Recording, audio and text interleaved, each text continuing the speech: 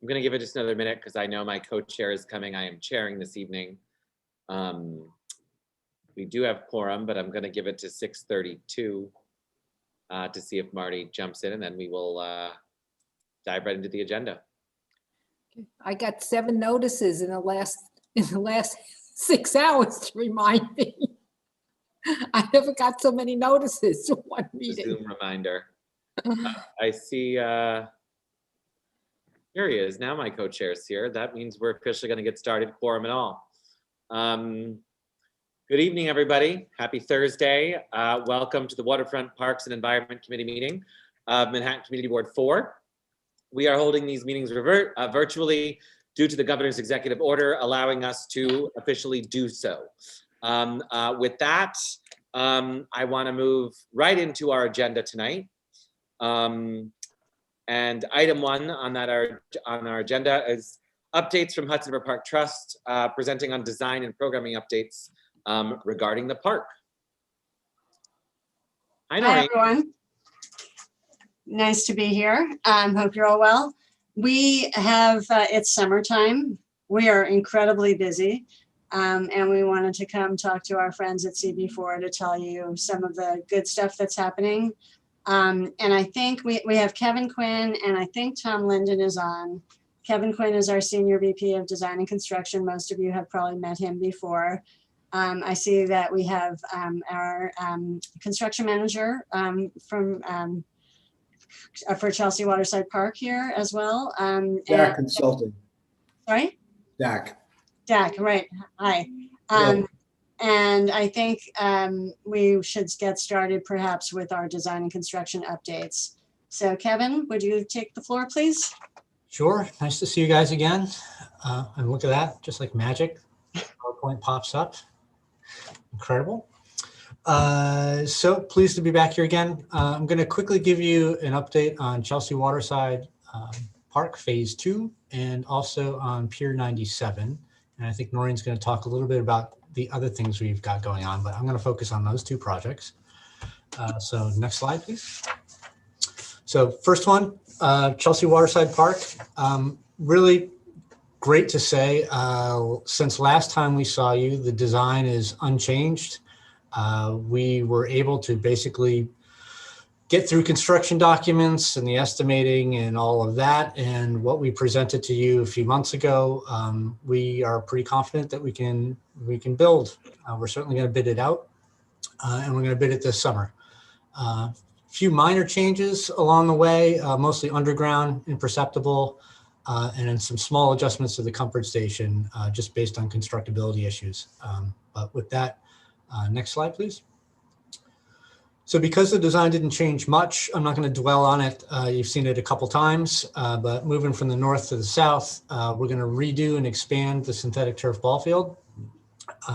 We are going to improve access to the playground by adding some stroller parking and basically pushing the fence south and improving it from a chain link fence to an actual steel bar fence. We're going to be providing a comfort station. That's thing marked number 1 right in the middle of the plan. Much needed. And we are going to, thank you, Janine. And we're going to basically de-pave the playground and increase the planting and have a more circuitous path from east to west through the park, thus giving it a more park-like experience and creating a park in and of itself instead of just a pass-through. Number 2 there is the picnic area, conveniently located right across from the playground. That'll have movable seating, or I should say actually fixed seating, but in a table and chair type arrangement. Number 4 is the grassy area. It slopes slightly facing south so that we get good sunshine and picnic opportunities there. And some seating along the path on the south path that cuts through the park. And then number 7, that's an area allocated for a future food concession area there, but that's not actually part of our construction right now. We're just building in the infrastructure for it for the future. And then the dog run on the south, we are expanding the existing dog run, completely redoing it, and providing actually 2 dog runs, one for large dogs, one for small dogs. And that all of this design is basically as you've seen before in detail. So next slide, please.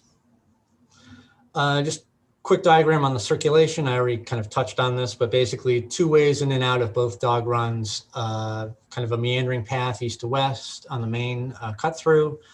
The activities, more active side of the park is to the north, and there's a path to that, to the playground, to the comfort station. The comfort station acts as a portal between the park and the synthetic turf field. And 2 ways, actually 2 ways in and out of this expanded synthetic turf field to the north, and the basketball court remains as it always has been. So next slide. This is a rendered view. You can see it's a much more lush experience. We really want to have a lot of botanic pop on the east entry there. So really happy working with ABB to get that done. Next slide, please.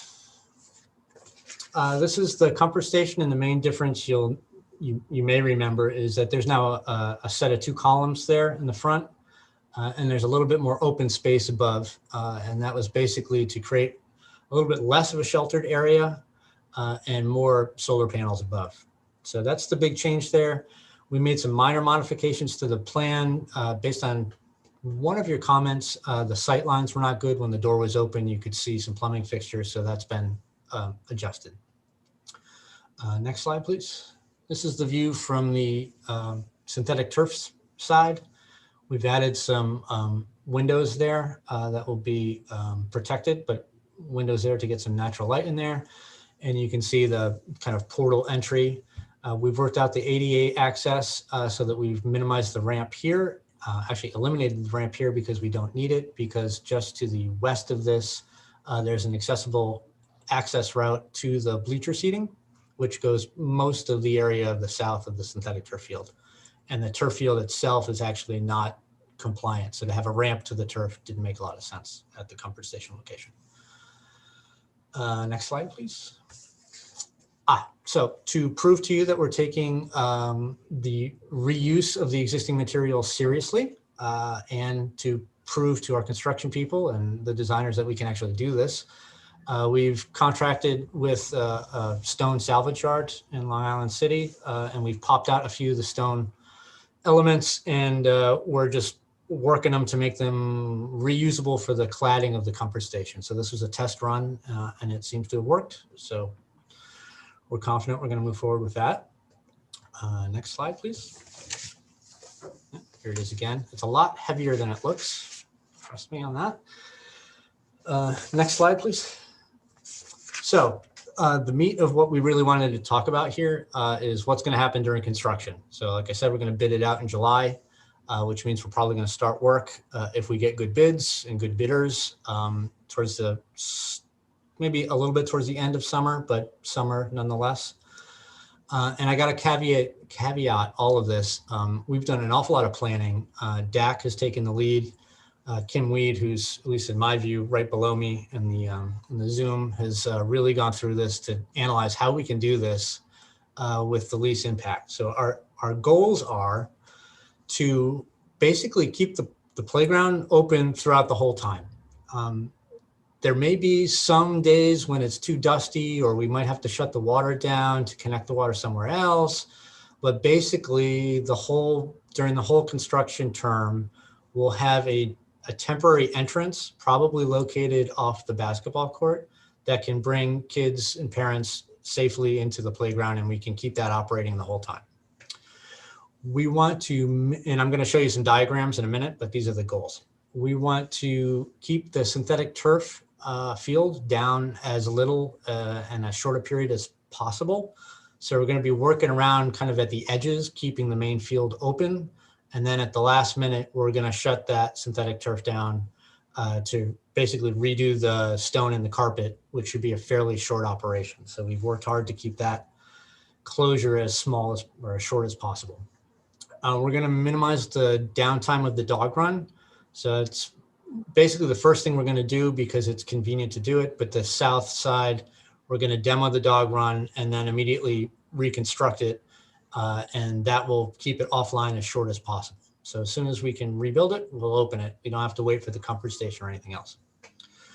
We're going to minimize the impact to the basketball court. We know it's pretty popular, and we think we can also, like the playground, keep this open throughout the duration of the construction. There may be a few days when we have to close it for whatever reason, but it looks like on paper right now we can keep it open throughout the duration. And we need to accommodate all of this and give the contractors space to work, because if we don't give them space to work, the prices are going to get astronomical, and then we won't be able to do this at all. So the main task that we've been working with DAC for the past month is to try and figure out how to get all these moving pieces together and achieve these goals. And I just want to say it one more time, we've done a lot of planning, but until we have a contractor on board, we can't be sure that we can hit all this. But to the best of our knowledge, and we've hired some pretty good consultants to make sure this, we think what I'm about to show you works. And also, I'd like to say what you're about to see are pretty technical diagrams, and I'm going to go through them pretty quick, but at the end, there's a summary of what's open and what's closed and when. Next slide, please. So here's the Chelsea Waterside Park. And by the way, if I'm going too slow or too fast, please poke me, tell me, and I will adjust. So Chelsea Waterside Park, it's basically broken up into 1, 2, 3, 4, 5, 6 areas, maybe 5. Let's call it 5. 5 areas of construction. We have the dog run to the south, the central space in the middle, the comfort station slightly to the north, and the synthetic turf field and the expansion of the synthetic turf field to the west. Okay, so next slide. The first step that we're going to do, and this is towards the end of the summer, is basically put up a fence on the east gate, close that down, and establish our kind of home base where the trailers will be for the managers, the construction manager, and the contractors. We plan on bidding this out in 2 pieces. One is the general construction, which is the landscape basically, and the other contract will be for the comfort station. So it'll be 1 trailer for each contractor and 1 trailer for the construction manager. That'll be located right in the middle. And we need to close this down for reasons that you will see in the slides to come. And we will also install the temporary access to the playground off the basketball court. We're looking to see if it's possible to get it off the 11th Avenue side of the playground, but there's a lot more topography there and it's harder to get a stroller or a disabled person over that hump. So it probably will be off the basketball court, but we're trying to find the best place possible still. So next slide, please. So then the next thing we will do is start demolishing the central space. And the reason for that is the utilities are under there. And basically each one of these other phases, we have to tie into those utilities. So we basically have to keep this excavated for a period of time. And we also need to feed the perimeter construction out of the center to make it as efficient as possible. So for basically the whole duration of this project, you're not going to be able to cut through the park anymore. You're going to have to walk around it. But the thing that we get out of doing it that way is we can keep all the amenities on the perimeter accessible and we can open things quicker. Okay, so that's summer and fall. Next slide. Yep. Next slide. And so then the next thing we will start to do is basically demolish the dog run and prep for its reconstruction. So this is fall, early winter. We're going to start demolishing the dog run. So that will have to go offline. And we're going to establish some safety fencing on the synthetic turf field to separate out where we're going to build the construction, build the comfort station. And there's 1 electrical line, that's that purple line at the kind of the top of the page. We're going to fence that off also so that we can work on that electrical line. But what that does is it allows the rest of the synthetic turf field to stay in operation and it still works with a soccer field. So that's good. So fall, winter, demo of the dog run and establishing the work area for the comfort station. Next slide, please. Okay, and then we're into the winter. And that's when we start basically complete the dog run towards the end of the winter. We think we could do it pretty quick because it's mostly a paving operation at this point. We're going to be able to open it, but we're going to have to come back in the spring to do the plants. That would allow us to open the dog run sooner, but we can't plant plants in the dead of winter. So we're going to have to come back briefly, shut it down for a little bit and do the plants. And then most of this work is in this time is going to be the utility work. And then we're going to start the comfort station also. So that just, the comfort station is the longest period of time. And unfortunately, it's right kind of in the middle of the project, which is good when it's done. It's convenient for everybody, but building it, it's kind of a hassle. So it's going to go on throughout the whole process. Next slide, please. So phase 4, that's when we will start working on the central area. So the darker blue areas will actually start doing the construction of that area. The light blue area is still going to be open excavation for all the utility work. And the comfort station continues. The dog run is now fully open because we've got the plants in there. Next slide, please. All right, phase 5. Central area is still closed down. Comfort station is still going on. Dog run is open. And we're going to start nibbling at the western edge of the synthetic turf field. So we're going to have to do the demolition of that western overlook area. But meanwhile, we'll keep the synthetic turf field open in the middle, and you can see the soccer field still works. Okay, next slide. Okay, so this is basically towards the tail end of summer. And what we'll have to do here is demolish the synthetic turf field finish and some of the gravel.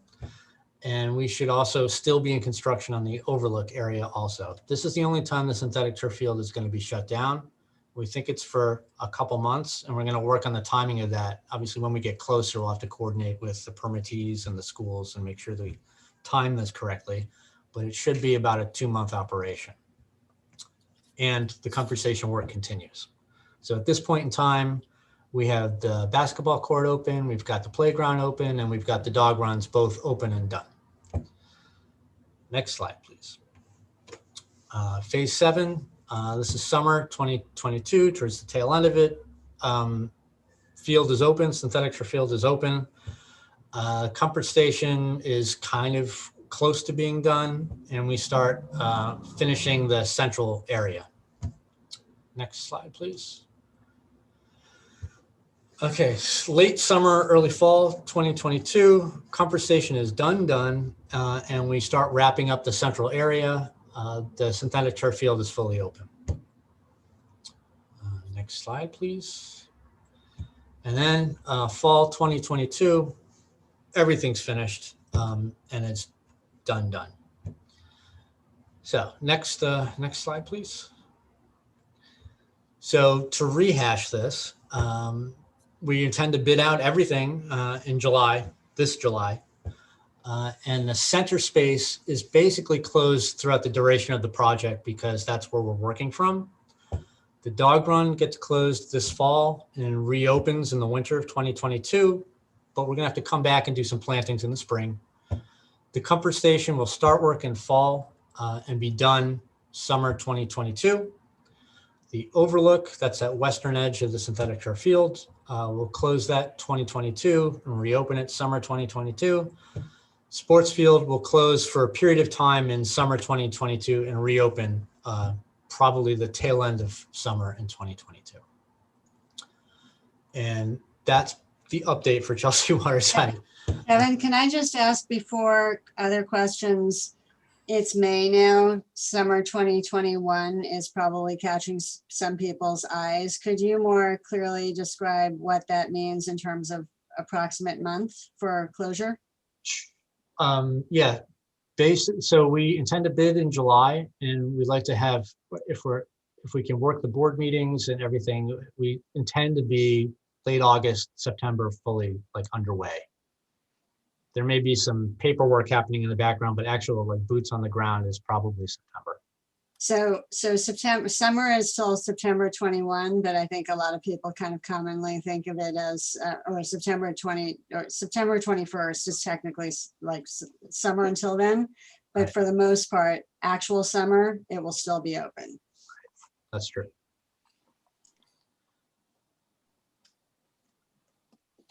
I think we should, this is the end of the Chelsea Waterside Park update. Yes. Okay.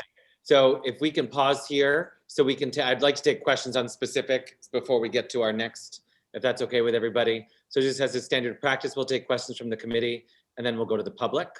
I have two quick questions. Kevin, do we know the utilities that are under the center concourse already? Or is that going to be opened up and it's going to be a bunch of unknown? Well, we're pretty confident. You never really know. But we're pretty confident we have DEP's plans and we have all the records, and we're What about is Con Ed there? on it. Yeah. Well, they're horrible. Yep. And they are prolonging a project that's been going on for 5 years by another year. So like, I guess. We don't have to do much with Con Ed in the middle part. So you don't need to do it. You're not going too deep. You don't need to put road base in, that kind of thing, right? we'll basically, I don't want to speak, maybe Kim Reed can answer that, but it's mostly conduit and then they pull wire through it. It's not a major transformer operation or anything. We're not relocating or dropping the depth of any utilities, right? No. So we're just connecting to existing. Right. And then this was just a question on sort of the schedule. The overlook seems very like a minimal part of the construction. Why wouldn't you loop that to sort of happen very early on, or it doesn't really make a difference? It's hard to get to. Okay. That's the main thing. I'm trying not to close down the sidewalk on the north side. So if I can do it internally, then I won't have to do that. And closing down that sidewalk's a problem since you have to walk around the park. So it's heavy use. Got it. I guess I should have said my first reaction is I'm glad this schedule incorporates constant access for the public for the playground. The dog run seems to be, there's very smart management of that, and that we can let the dogs back in before it's fully planted.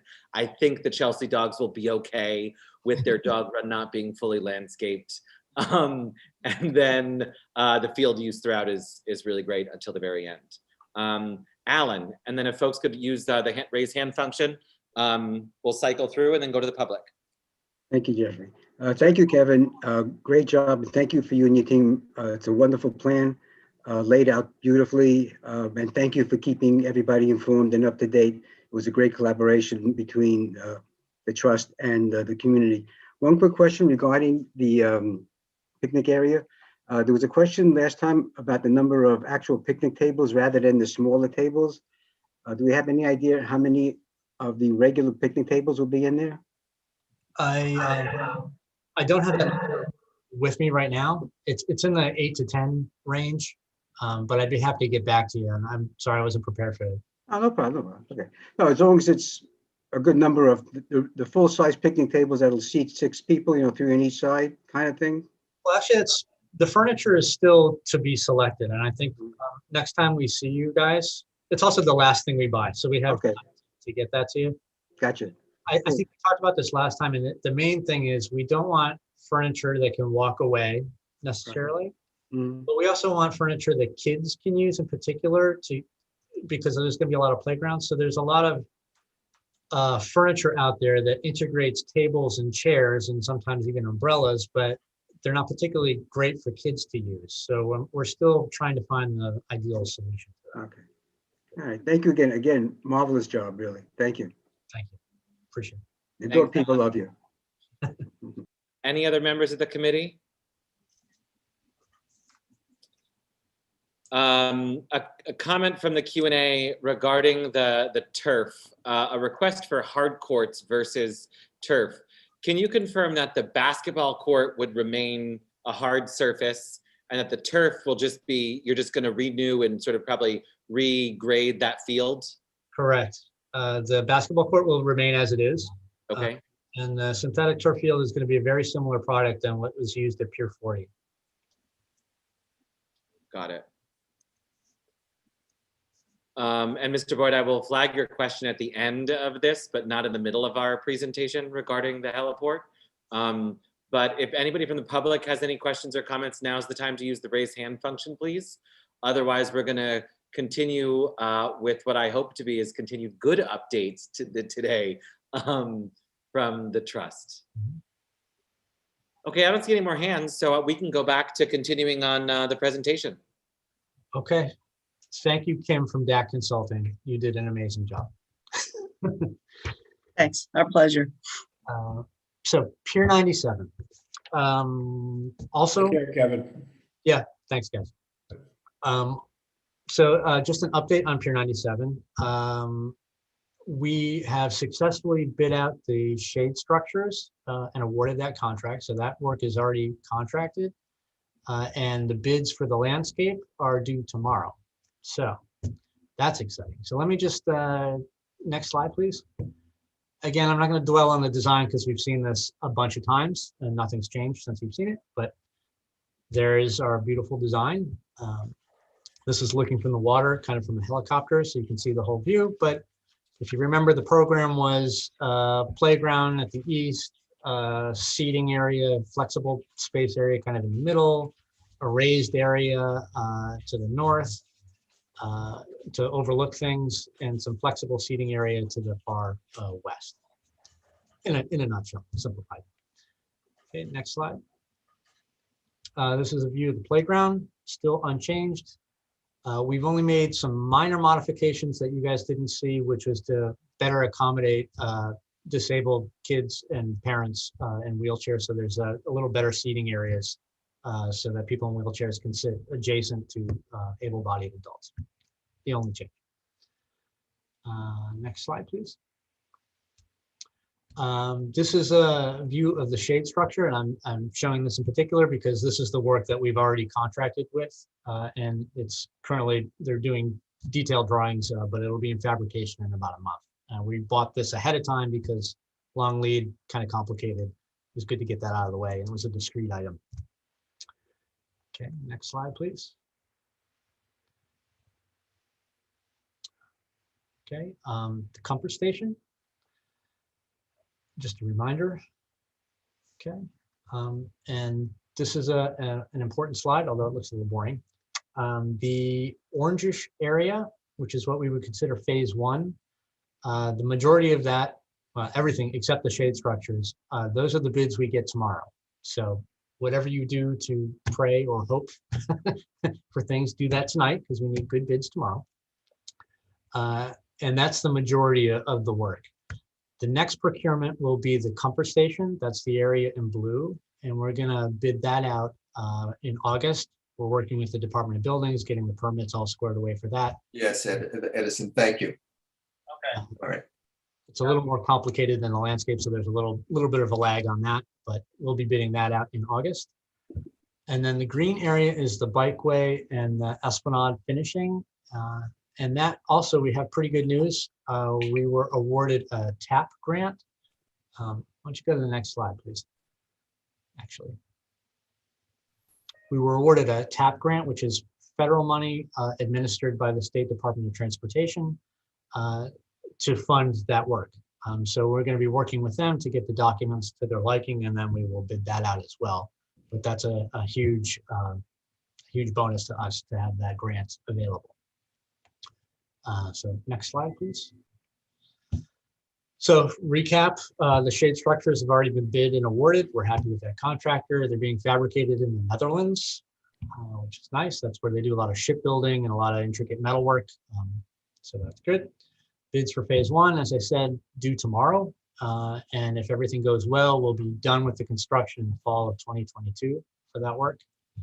Bids for phase two, which is the comfort station, will be due in August, and the target for completion on that is summer 2023. And like I just said, we were really excited to get the TAP, Transportation Alternatives Grant, to fund the bikeway and the Esplanade work, that area in green we planned before. So it's just nothing but good news, you know. And that's the update on Pier 97. Can we go back to that phase slide, please? Sure. There we go. So when you said on the next slide, phase two complete summer 2023, that means the park is open and you can use the restroom at the park too. Correct. We're actually accommodating some temporary, in the end, the utilities will all go into the comfort station and out of the comfort station into the park. But we are building a little temporary structure that's going to be in that blue area to accommodate all those utilities so that we can open up the pier ahead of the building.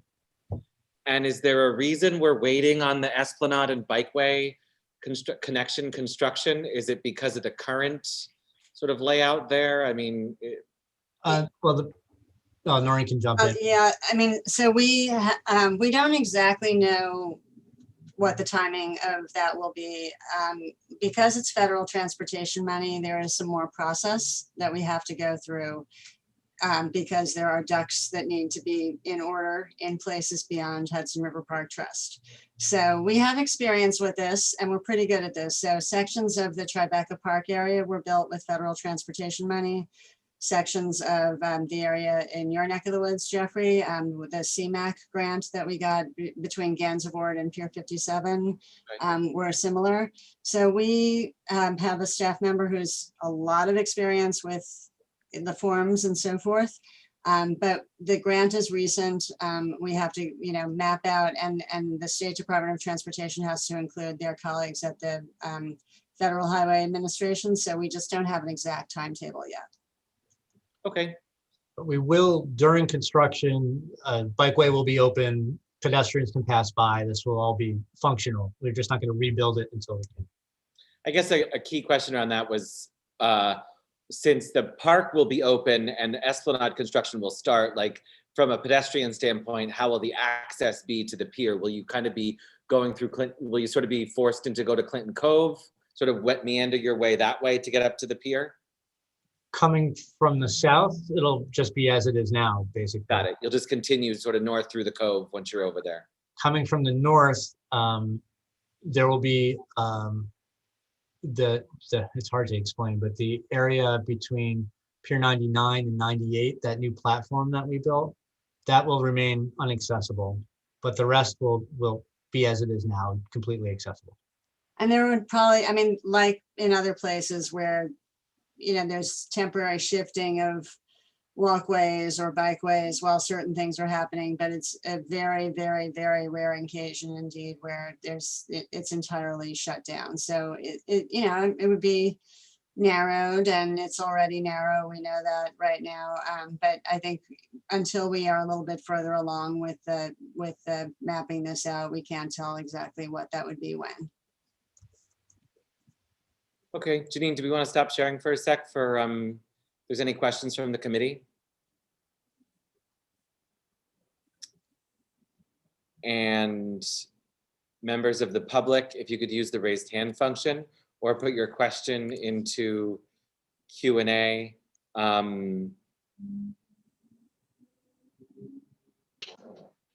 can you just on the TAP, thank you, Janine, on the TAP grant, that is a federal grant, and you received that because it's about the bikeway and the Esplanade. It's transportation oriented, okay. So it's enhancements for non-motorized vehicles. That grant allows some amenities, I think normally like landscaping and some associated beautification.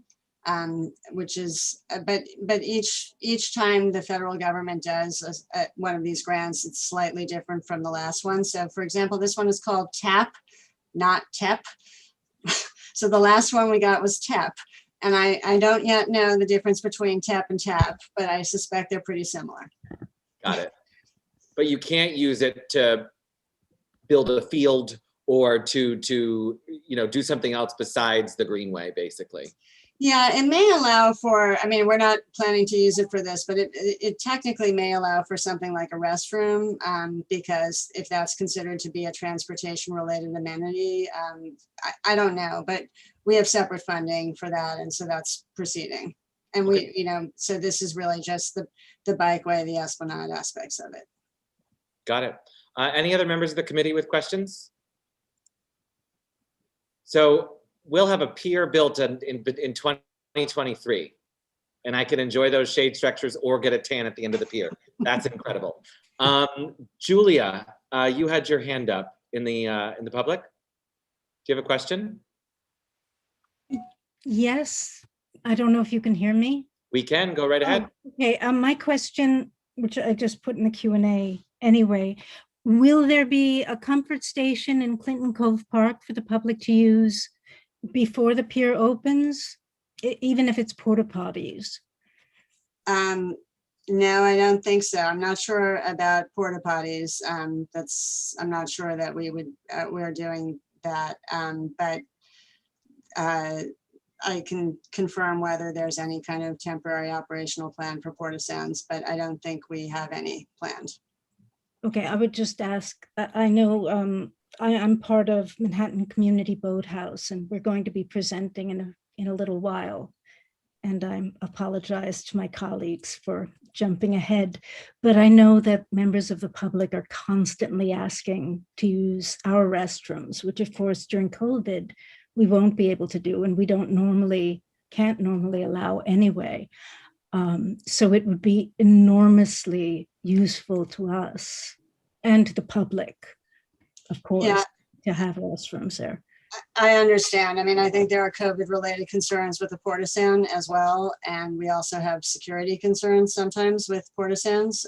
But I understand. I know that if there's a building, people will ask if they can use the restroom. So I understand that. I can find out, but I'm not overwhelmingly optimistic. Okay, thank you. Thanks, Julia. Thanks, Noreen. Any other members of the committee or the public at this point? Okay. Back to share screen, or were those our two main updates for this evening? Noreen, I am here now. I don't know. Right. Yeah, Okay. again, I do apologize. Murphy's Law, I logged on 6:29, everybody's talking, and then poof, poof, poof, gone. And so I apologize. I mean, Noreen, did you give the update Yeah, already? so why don't we, so this is Tom Linden. Tom is the head of the VP of Public Programs. I think some of you have met him as well in the past. But the next update, I think Kevin is, yeah, there's Kevin. We want to talk about Pier 76. And that straddles design and construction and transition to programming. So why don't we tell you first some information that Commissioner Kulisade from State Parks has already shared with our advisory council. For those of you who participate there, I think you've heard most of this before, but as a recap, Pier 76 was long the toe pound, as you know better than most people at this community board. The governor was able to persuade the city to vacate the tow pound in January, and remarkably, at the beginning of January, the tow pound was there, and at the end of January, the tow pound was not there. And under the amended Hudson River Park Act that was passed last year, the protocol was that the pier went from ownership by the city to the State Parks Department. So at the moment, the pier is not technically part of Hudson River Park. It is owned by the State Parks Department. And the Parks Department plans to incorporate the pier once the construction that is going on there right now to transition it to interim public open space is completed. And the Hudson River Park, so what would happen is State Parks would retain the underlying ownership, which is the case throughout the park. We don't own any property, but we would be, they would be leasing long-term lease Pier 76 to Hudson River Park, just like they do many other piers. So the governor announced that the plan is hopefully to open Pier 76 to the public round about Memorial Day. And State Parks has been making incredible progress. They removed, I mean, if you've been past it, you'll see that essentially the skin of the building was entirely removed. They abated some of the asbestos. They've paved the surface. They've left this steel skeleton that was the structural framework for the building. Kevin has been the main point of contact between the trust and State Parks in terms of understanding what's going on from a kind of structural perspective here. So if anybody has questions about the kind of architectural details, I think Kevin can describe that. But basically, it's an enormous pier, and the steel framework is supplemented by planter boxes. The steel is being painted. It's an amazing transition if you've been past it. And it's going to be open to the public, we think, really within a matter of weeks.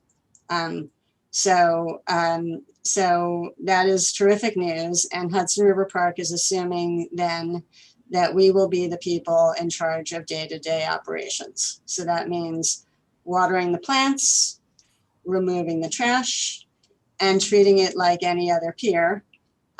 While, you know, we all together at whatever point think about the long-term future, because the pier is going to need to be rebuilt at some point. And at some point it'll become part of the, you know, the pier structurally will need new pier piles and new support structure at some point in the future. But right now, we're not there. We're just going to enjoy the new public open space and the opportunity to kind of introduce the public to it so that people can learn to bike on it, cross-country ski on it, you know, just chill on it. And we'll all of us be learning about what it's like to be on that pier and how people want to use it. And the first thing that, you know, besides opening the pier, we were approached by the Tribeca Film Festival, which is part of the Pop-Up New York, Bring Arts Back to the City, about the opportunity to do free, in this case, films on a smallish portion of Pier 76. So basically the north-west quadrant is going to be part of the Tribeca film series, the Pop-Up New York series this year. And we are very excited about that. So the balance of the pier will be open for the public to just walk on, do whatever. It's like many acre pier. So there's going to be plenty of space for that. We directed the film towards the northern side so that people could go to the southern side, see the Statue of Liberty, the kind of the harbor views. And Tribeca announced this last week. And we have asked for some opportunity for the community board to participate with some free tickets. Hopefully that is in the permit that we've drafted. We don't have the mechanics for that yet. Tom is coordinating all of that, but we wanted to hear that from you directly. We have not issued any other permits for any other events on the pier yet, but you all know, I think, that we get permit requests from time to time for people. And what we try to do is balance the majority of the time, of course, keeping it as public open space without programmed activity. But sometimes there's an event that seems to make sense, whether it's walkathons, runs, all these other things that come to us all the time, or something that's more just one-off and unusual. We do that on Pier 84. We do that throughout the park. I don't think I've ever heard a complaint that we do too much of that. I want to, you know, but it's been a long time since we've had just a totally new space unveiled, particularly in this community board. And we wanted to make sure that you understood that our assumption is that it's going to kind of fit into the overall context of Hudson River Park, and that we will be treating it like we do other park spaces, and that we wanted to kind of hear and will want to hear throughout this summer, et cetera, how people are using it, what you're observing, all of those other things like that, because this is just new for all of us. Thank you, Noreen. This morning, I once again almost drove my bike into the edge of the greenway as I was looking aggressively, because there were all these trees and planters being moved around and filled, and it is just becoming more realistic as a public open space by the day. This is, again, another a great bit of news for us. So thank you for that. And I personally am thrilled about Tribeca. Any questions or comments from the committee on 76? Jeffrey, I wanted to give a little overview, if we have a minute, on, well, programming itself for 2021. Tom, I think we're not on, we're on 76. Oh, okay, I'm sorry, I'm not following the, I mean, That's all right. I just want to, I think. Give me the lead, give me the lead. I'm sorry about that. That's all right. Catherine, did you have a question on Pier 76? Yes, I do. I was here last meeting. My question is this, is that, and you had mentioned at the last meeting, and getting in on the ground work of a pier. I applaud the way the Hudson River Park project looks. I applaud Pier 97. I think you guys do an excellent job. I want to start off by saying this. But I'd also like to say that as the ambassador of pickleball in Manhattan, we have lost 20 courts due to AstroTurf on the east side, with the AstroTurf to St. Barton's, with the AstroTurf to Robert Moses. Our group is over 300 strong and even growing. And we have done a petition. We've sent it to the governor. We've sent it to Mr. Silver. We've sent it to the mayor. And we feel that pickleball is growing so fast, and we're going to start doing youth programs this summer, that you're really overlooking that. And now when I see the Hudson River Park project having AstroTurf basketball, and it seems like you're paying more attention to the dog than you are this new and upcoming sport. So I'd like to ask if you have any room in this huge park or huge pier to give us a couple of courts. It's for the youth, for the seniors, it's for the community. So I'll respond that any permanent public park pier that we have ever done has been done in consultation with the communities who participate in community design charrettes, etc. So the presentation you just saw for Pier 97 or the presentation you just saw for Chelsea Waterside, those are the products of multiple community meetings where we got input from the public with our design teams about what the program, what the uses in those spaces would be. So you're seeing the end of a process, not the beginning of a process. So, right. So no, we don't have space for pickleball at Pier 97 or at Chelsea Waterside. And yes, we heard from lots of advocates and not pickleball users in those two cases principally.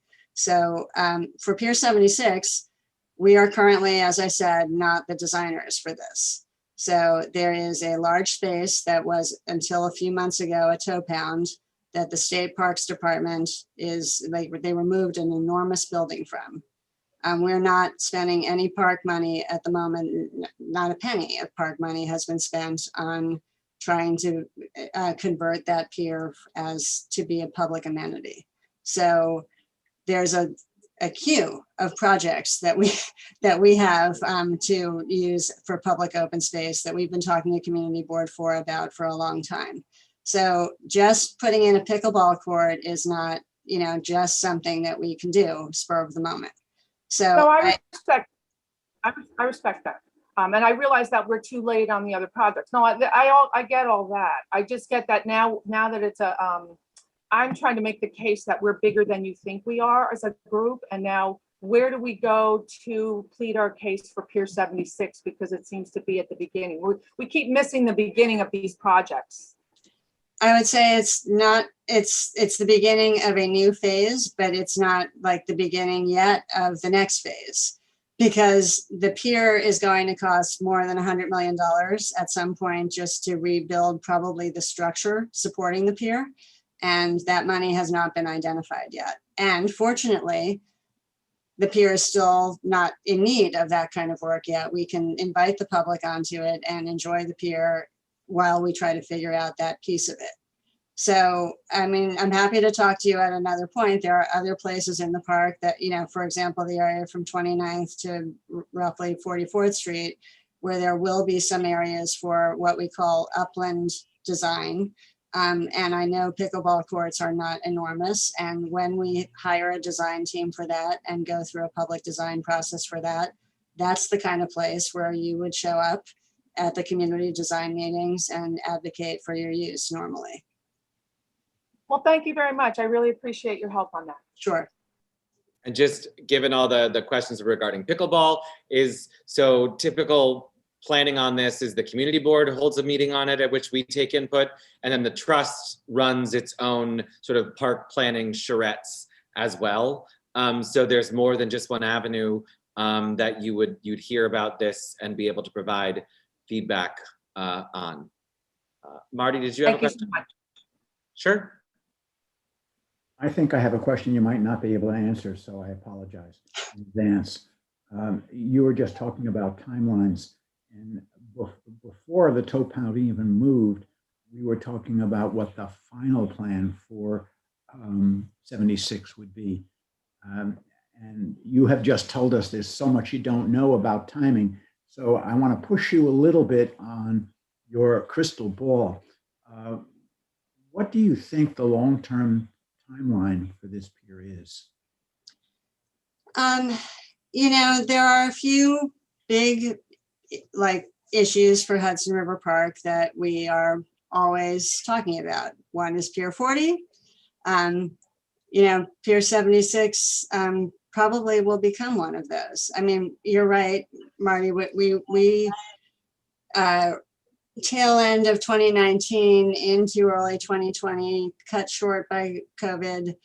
We were doing this community task force, thinking about 40 and 76 together, the open space opportunities they could provide, the financial, the revenue generating uses that could potentially be considered, because both of those piers are intended to help support the park's overall operations, as well as at least 50% of the footprint being for public open space. COVID, this is not the right time to debate this, I think, but, at that point, we were talking about commercial office being a possibility as a way to raise some money. And look at what COVID has done. We have empty office buildings all over the place. And I don't know what that recovery time will be. And I don't know what offices will look like after that. And I don't know what our kind of emerging post-COVID New York City is like. And I think that it's probably not the right time to try to figure out what's the most viable commercial use for either pier, given that. But, I work for a board of directors, and there's a lot of people involved, and you're all smart people. And I think the lovely thing about Pier 76 right now is that, we're going to be able to let people come enjoy a pier and learn a little bit more about open space and needs in that neighborhood and things that we wouldn't have known without this happening. So I think, Marty, I hope you know me well enough to know I'm not, this is my honest answer. I don't think we have a good sense of it, other than that the park's job is to think ultimately about making sure that Pier 97 and the Esplanade and all of the spaces in Chelsea that we all care about still look good and are safe for the next generations, right? So we have to continue to think long-term, but we'll be able to enjoy short-term on the pier. That's totally a fine answer, I think. And I have to say that I really appreciate the idea of that kind of large tow-pound space being open and available to the public. And I think the other part of the answer that you didn't give is that, and this has been happening between your organization and the community board, that as our conversation continues, some of the long-term vision will hopefully crystallize. Sorry, Marty, the end of that dropped off and I want to hear it. Some of the long-term vision of our conversations will begin to crystallize. Agreed. Thanks, Marty. Anybody else on 76? Catherine, is your hand back up, or is that from before? I think it's from before. That was before. I apologize. That's okay. All right, Tom, over to you for quick updates on program, please. Okay, and thank you. And again, thank you very much for, being patient with me. It's great to see some of your familiar faces, certainly great to see new faces as well. Public programs, as well as the River Project, which is, the science and education departments, we're very busy right now getting ready for the summer season. And so from an in-house free programming perspective, we are going to build off the foundation that we started last year in 2020 when we had to go virtual with our programming. We did very well last year, maintained a solid audience and build new audience members as well. So we're going to take our series of programs that you are very familiar with, from music to dance to health and fitness, to family programming, the River Kids programming, and we're going to, again, present them virtually. You'll get to be able to view them on the Hudson River Park's website or on social media channels. But we are going to, this summer, where we have the opportunities, do small audiences.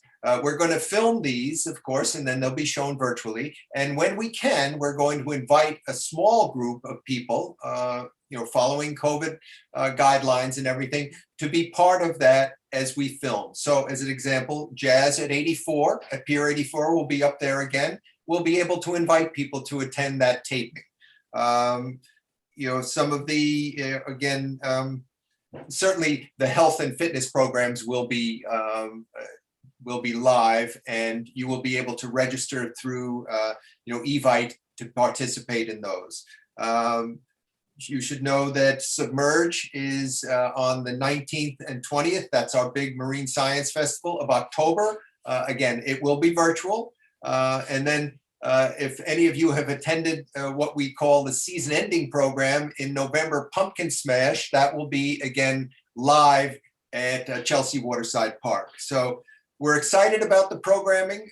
We're following guidelines like everybody else. And when we can, as I said, we're going to open it up to in-person attendance at programs when we're able to do it. The event calendar will be ready. The last bit of revisions are taking place as we speak. So we will have the calendar available for everybody online, and we will have physical ones as well. So I'll make sure that those are delivered to Community Board 4. And then just quickly from a special event perspective, it seems like in the last 2 weeks, a switch has been flipped, and event producers are calling quite a bit. They're calling to see what type of availability we have in our 4-mile footprint.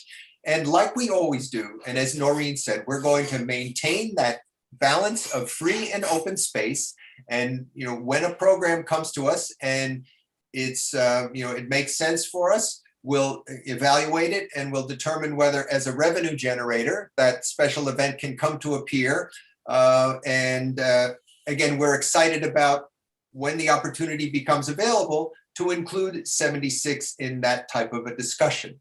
As an example, everybody is familiar with certainly the New York City Food and Wine Festival. You know that it's been in the park up at 92, 94, up at 97.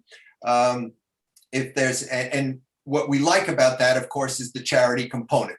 It is a charity event that, does, again, benefit the New York City, the Food Bank of New York City, and they have a new charity as well. It's called God Love We Deliver.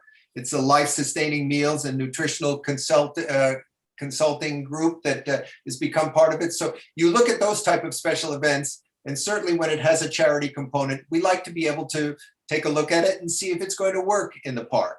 And then lastly, I'll just mention that walk runs, again, are starting to come to fruition for us after a dormant year of 2020.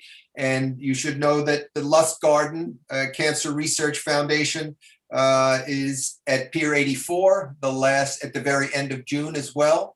And as those walk run come in, we, again, right now, following our protocol that we have from either the state or the city, as an example, all walk runs now, you can do up to 500 people gathering, but those would be in waves. So as somebody participates, they go off in a wave of 50, we wait, and then another wave of 50 goes off. And we're minimizing the group gatherings in the beginning, at the end as well. So we'll see how those evolve over the summer as well. And hopefully, as everything gets back to normal, again, we'll be able to see more and more people in the park. Certainly, everybody saw today's announcement, the CDC announcement that says, again, fully vaccinated people are able to be outside without a mask. So again, they are evolving. We're following it very closely. We're paying very close attention to it. But we're excited about that opportunity as things open up. And, we look forward to a very successful summer, and we look forward to everybody joining us as well. Great. Thank you, Tom. Okay. Any questions on program, anybody? Brett? Just a quick question. With all with things opening up and people being outdoors with masks a bit more and things starting to normalize, any chance we're going to get back to outdoor movies this summer? We do our in-house programming this summer. That is one thing that we're not ready yet to do. We have had a movie series, of course, at the Lawn Bowl at 63. But given where we are currently, again, and the numbers still being rather small as far as gathering goes, we're not ready yet at this point. We'll see how the rest of the summer evolves, and we'll look at what, if anything, we're able to do again as restrictions are lifted. Can I just add to that, that one of the things we discussed when we started talking about the season a few months ago was we could close down a big pier for a very small number of people and separate everybody, or we can keep the bigger pier open and that doesn't trigger the COVID spacing restrictions in the same way. And we just opted for basically more open space as open space this year. But Tom is looking at doing a variety of pop-up cultural events and like more music in the park and in more places than we historically would have if it was just a set venue. So, you know, we are trying to bring back more in-person activity and fun and culture as much as we can. Thank you, everybody. This is great. Appreciate the program, appreciate the construction and design updates. And yeah, thank you to the trust. I think that concludes the portion of you guys on our agenda tonight. Committee, I didn't sense a need for a letter or any action. Is that sort of general head nod consensus with everybody? Okay, great. I want to just thank you, Noreen, Kevin, Tom. Appreciate it. It's nice when we're all applauding, isn't it? I want to take a minute to acknowledge the couple of questions in the Q&A. There seems to be some questions regarding the pickleball and the process for these types of things. The Hudson River Park is its own entity, and that we as the community board get to receive updates, opine on things when they're seeking our input, hold forums to solicit ideas from the community and input as well. Only in the past, I would say, 6 to 8 months has this committee begun to receive information about pickleball. I believe it was the organization that sent a note regarding converting the Hell's Kitchen Park hard courts into pickleball courts. We haven't had a conversation on that yet because the process sort of hasn't wended its way there. We are hearing from the Parks Department tonight around capital updates, so perhaps stay tuned for that. But as it relates to moving ideas forward, as I've said before, we welcome a formal request to join our agenda and perhaps make a short presentation on what you're seeking before the committee so we can understand the needs and then advocate for it. You can reach out to Janine or Jesse at our district office. Janine's here tonight, as she always is, and we can see about getting something on the agenda. But sort of just, it's not always best to just insert it into any topic at the meeting. We're happy to take things up specifically. And it does sound like maybe there's a short presentation that could be provided to the committee so we could understand the interest of the group and what the field needs would be. So thank you to the committee for letting me indulge on those answers. We've been getting quite a few of them. So with that, I want to move to the Boathouse updates. Brad, did you have a question? Yes, sorry, I can't find my raised chat. HRP, thank you for the presentation. My question is, we used to post jobs for the local kids. Is there any outreach to getting the locals hired to work on the pier? I just haven't seen an update. I hear Finland doing, you know, all that kind of stuff drives me nuts. This stuff should be done here in the States, but let's try to hire local and at least maybe get out there and outreach for it.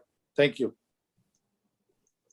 We support that. So I will double check to make sure that our feed for our jobs are still coming into the CB4 website portal. I'll make sure of that.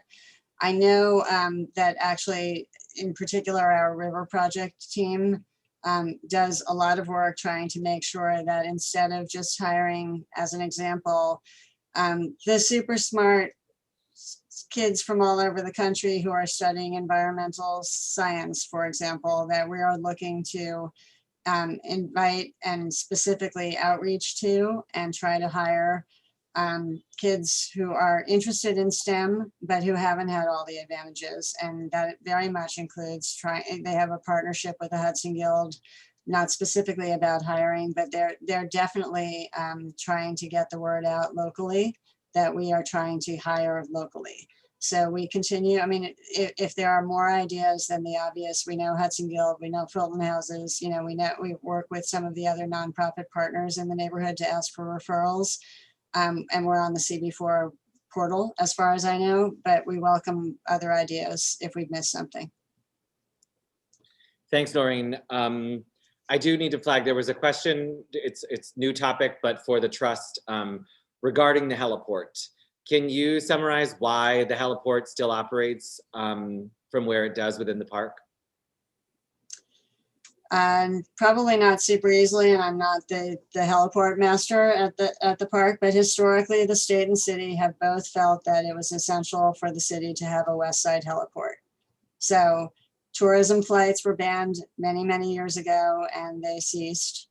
Other operations were not, did not cease. Historically, originally the Hudson River Park Act did not allow a heliport to be located over the water, although heliports are considered a water dependent use. We sought a change in the Hudson River Park Act to be able to have a heliport potentially be over the water. The act was amended. It's a long and complicated process to do that. There has to be somebody that is actually willing to do that. We're still on a month-to-month holdover permit from the original Department of Transportation heliport permit. So basically, there is a lot of history and background on the heliport. We can talk about it at some other point, but basically it's not the world's easiest thing to solve. And the state and city position historically was that a heliport was needed on the west side. Gotcha. I guess it confuses a lot of people based on the Supreme Court decision that said the heliport should not be there. So I think that we should probably have a dedicated agenda item on this in the future. So you guys can prepare, we can be prepared, and we can have the conversation. Yeah, I think that makes more sense. Okay. Thanks, Noreen. Thanks, everybody. Sally, is that a question? Sorry. Yeah, it's, I didn't know if it belonged to this forum, but since the helicopter was brought up, I'm taking the liberty to bring it up. It's something we have discussed briefly in the past. We talked about the stanchions on the bike path that clog, particularly when there's traffic, and I think there's dangerous, and we wanted them to be considered to reposition them. That has been complicated by all of the electric vehicles that are out there. I see all the signs on the bikeway. What brought this to mind actually was the TAP grant that you got, which is great. And it's for non-motorized vehicles, and all over the bike on the Hudson River Trust, we have signs, no motorized vehicles. I'm riding my bike and scooters, not just scooters, I mean, really little motorbikes, not electric bikes, scooters, motor scooters are coming by me. They're coming at me, they're coming by me.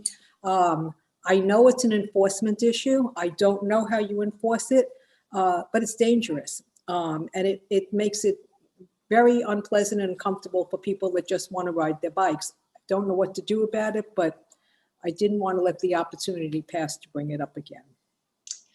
So this is probably the most frequent complaint or anything that we get, and has been for a long time.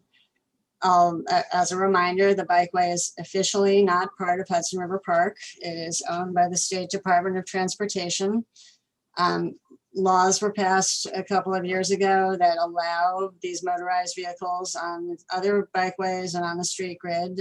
Fortunately, there was a carve out, which is, from our perspective, a good thing for the greenway bordering Hudson River Park. And state DOT, we worked with them to try to get all of the signs posted saying no motorized vehicles. Let me speak. Sorry. Somebody went off mute. Okay, so there are something like 37 individual entrances to Hudson River Park, east-west entrances. Each of those is an opportunity for a motorized vehicle to enter the bikeway. There is no scenario that I can imagine that allows like enforcement as the full solution to that. Ultimately, I think the answer has to be education, including messaging on the east side of the highway that tries to discourage anyone from bringing their legal electric vehicle if it's on the, if it's not, you know, if it's on the east side of the highway, it's legal probably. Ultimately, I think that hopefully the goal would be to stop people before they get to the bikeway. We have done some partnerships with NYPD, which historically is not, you know, also able to constantly hang out on the bikeway. Midtown North in particular was doing some enforcement, I know, in the area in the 50s for a while, but, you know, it is frankly unsafe to like have somebody running off up the bikeway trying to stop a vehicle. So you have to kind of deploy people in teams to get them to exit or to stop them or to ticket. So, you know, I would say we're open to ideas. A lot of things have been discussed over time, but I honestly personally feel that what we collectively need to work on is trying to like capture people before they cross west, and do signage, messaging campaigns, whatever it is, to try to like make everybody know that what they're allowed to do on a greenway or a bikeway on 6th Avenue, they're not allowed to do here. Thank you, Noreen. Thank you. I know it's tough. I appreciate it. I just wanted to put it out there again. It's a Chris, problem. I want to try to move on from trust things, so short and sweet, I'm hoping. Absolutely short and sweet. Noreen, if you need any help, I have a Rolodex of creatives available for signage and education, and creatives who are available to make animations or videos regarding this. I was on the bike lane recently, and I had a Lime moped and a Revel moped on there, and also a gas-powered moped on there. So this is just as important to me as it is anybody else. So if you have my number, just reach out. Thanks, Chris. Okay, thank you, Noreen, Kevin, Tom. I just flagging, we will definitely be putting Heliport on a future agenda. I don't know if, I think I'm going to talk to our good colleagues of the Transportation Committee and see whether or not it's more relevant there, or if it should stay within WPE, or we do some kind of joint discussion. But I think that will be how we approach. Marty, did you have a question? Okay. I think joint is right. Yeah, I think so. We'll figure out with transportation what the plan will be there. Okay, to the Boathouse. A whole bunch of people showed up for the Boathouse. Hello. Hi, everybody. Hello. I can start. I'm Caitlin Peterson. I am the co-founder and co-president of the Manhattan Community Boathouse. I was here a long, long time ago when we were first starting out in 2013. So it's good to see some of you again, and it's great to see new folks as well. I think, Katie, if you want to start and kind of explain why we're here. I know we're not looking for a letter. We're not looking for an action item. We really just wanted to introduce ourselves, announce our program, and say hello. I think. Yeah. Hi, my name is Katie Savage. I've been coming to these meetings on behalf of the Boathouse for the last 3 years. After seeing the presentation by Hudson River Community Sailing, it was really great to like kind of have an idea of what we are doing. So I want to give you an opportunity to know more about our programming. Janine, you can put the slides up.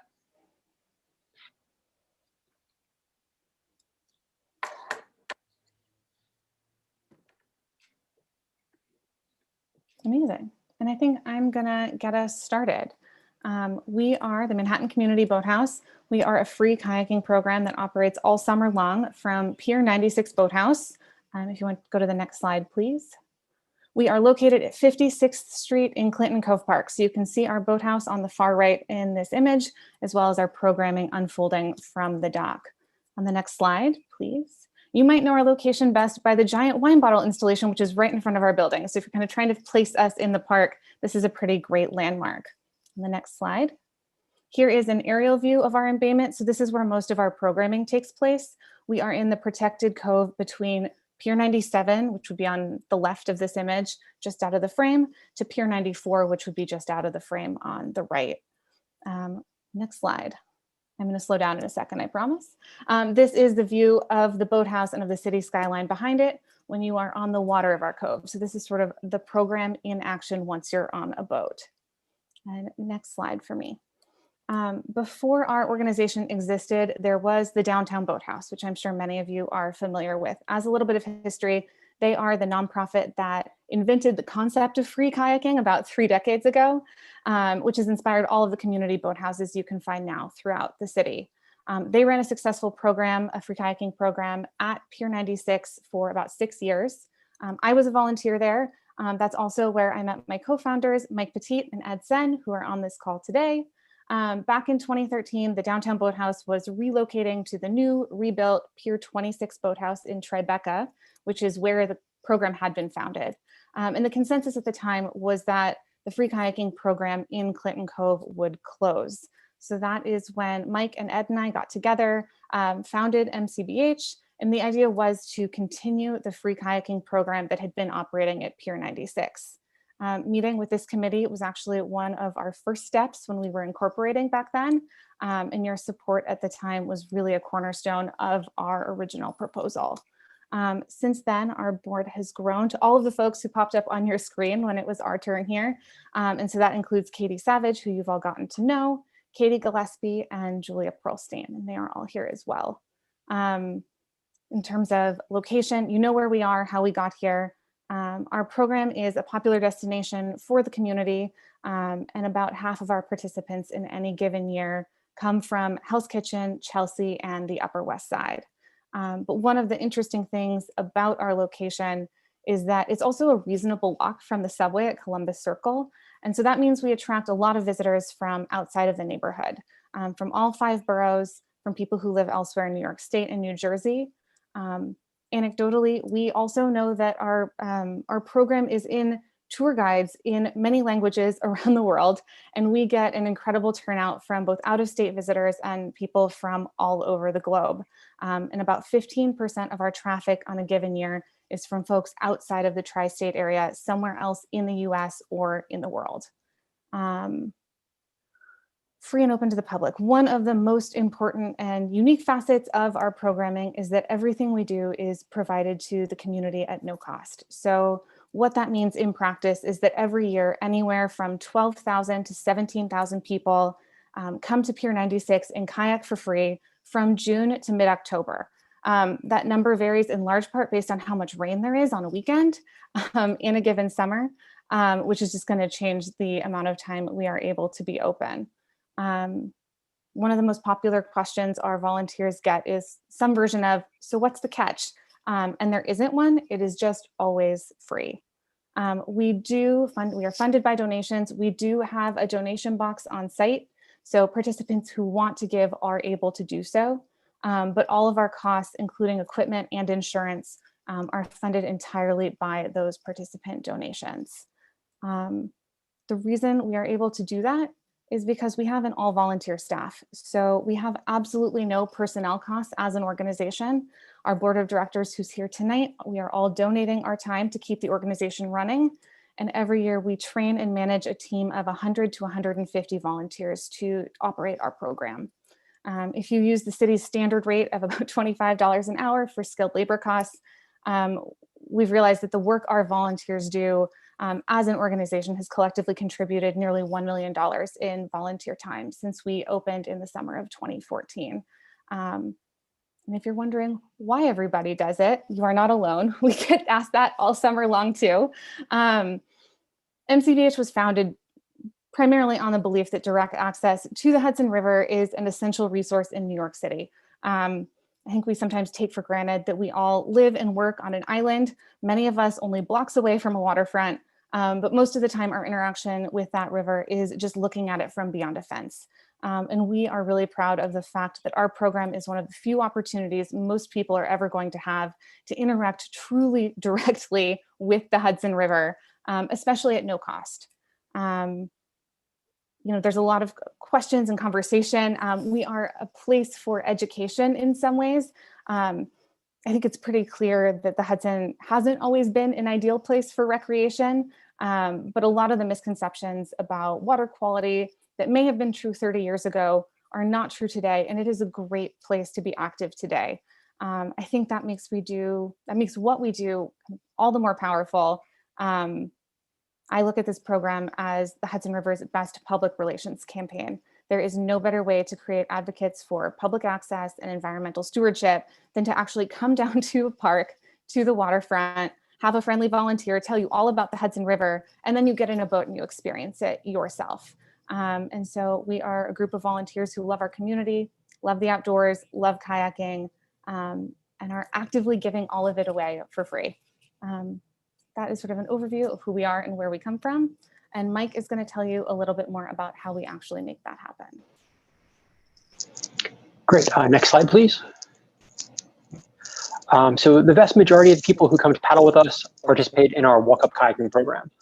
We run this program on Saturdays and Sundays, as well as weekday evenings from June to mid-October. And as Caitlin mentioned, participants range from neighborhood locals that we see every weekend to one-time tourists who are visiting from around the world. And kayaking with us is an activity for people of all ages and all walks of life. We've had parents bring children as young as a few weeks old, and we've had seniors that are 100 years old come and paddle with us. We get regular visits from a group of nuns stationed at a nearby church, and in the fall, we're an attraction for student groups from universities all across the city. We've made kayaking with us as simple as possible. Participants show up, fill out a waiver. We provide them with a locker and a lock for anything they don't want to get wet, and we help them get fitted for a life jacket. They head down to our dock and wait in line for the next available boat. Our volunteers are on the dock to explain our rules and our boundaries of our cove, and then share some pointers and help them into their boat. We ask that everybody limits their time on the water to about 20 minutes or so that everyone gets a chance. And if there's no line, they're welcome to go back out again. And on busy days, it's not uncommon for people to come off their boat, get right back on the end of the line for a chance to get there again. Next slide, please.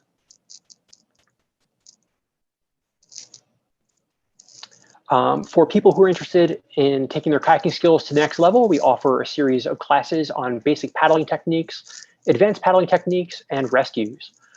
So those classes all take place after our walk-up program has closed for the day, and these are also always free to the public. The class that definitely makes the biggest impression on the public, and the classes that we get the most questions about, are our rescue classes. So if you're looking for an opportunity to actually get in the Hudson River, the rescue class is the class for you.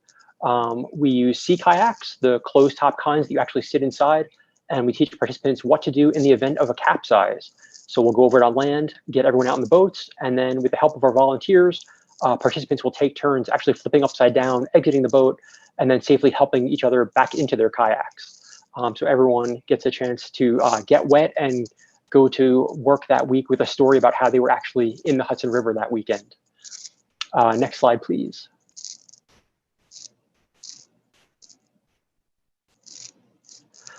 In colder months, we've partnered with NYC Parks to provide free youth classes in city pools around Manhattan. That's included a weekly program at the Gertrude Ederle Rec Center on West 60th Street, as well as one-day sessions for girls and women in sports days in Chelsea and Harlem. So these are indoor pool classes in neighborhoods that don't necessarily have waterfront access, but we take advantage of the pool to give them a chance to experience the sport there as well. And then next up, I'll pass it over to Katie Savage, who's going to share a little bit of insight into what it's like volunteering with us. Hello, you can go to the next slide.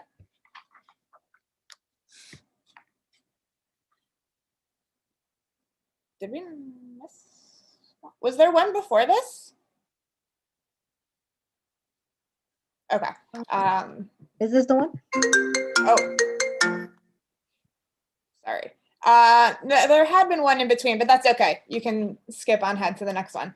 So as Caitlin mentioned, our entire program is run by volunteers.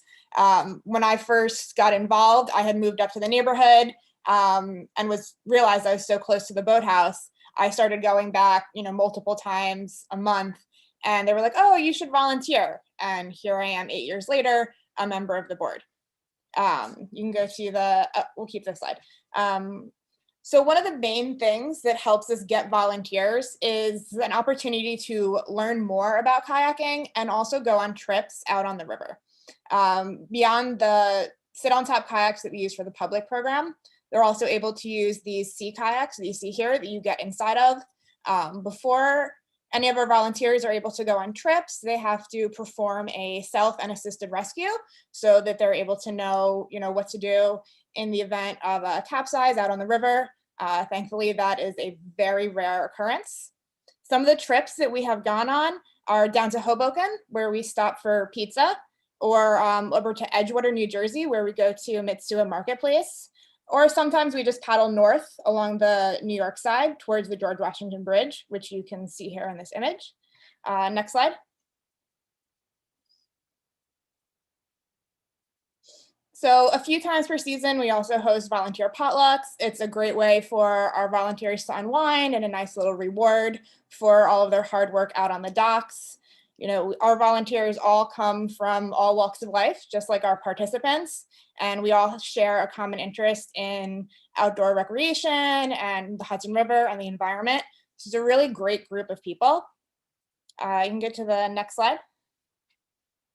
So we do also offer some classes for our volunteers as well. This is a paddle making class where volunteers were making wooden Greenland paddles, which were the original paddles used by the Inuits in Greenland. It's a lot of fun to do these things. We also, because we were shut down during COVID, we were able to offer our volunteers a virtual tides and conditions class last summer, which was really great. It gives you an opportunity to learn more about the river, the tides, what you need to do to safely plan a trip. You know, a lot of people don't know when they first come to our program that the Hudson River is a tidal river and the current is changing every 6 hours. And what you need to know when you're out there in a small human-powered craft and all of the hazards you have. So we make sure all our volunteers are aware of everything so we can paddle safely. You can go to the next slide. So once you get beyond a volunteer who comes, you know, every so often and get really in depth to become someone who can run the program, we provide CPR training and first aid training. This is just an extra step to make sure that our program runs safely in the event of emergency. You know, we have people who know what needs to be done and procedures to make sure everybody is safe. And again, all of these, you know, things for volunteers are also completely free of cost, and all of this is made possible by donations from the public. Next slide. So I'm going to hand it back over to Caitlin.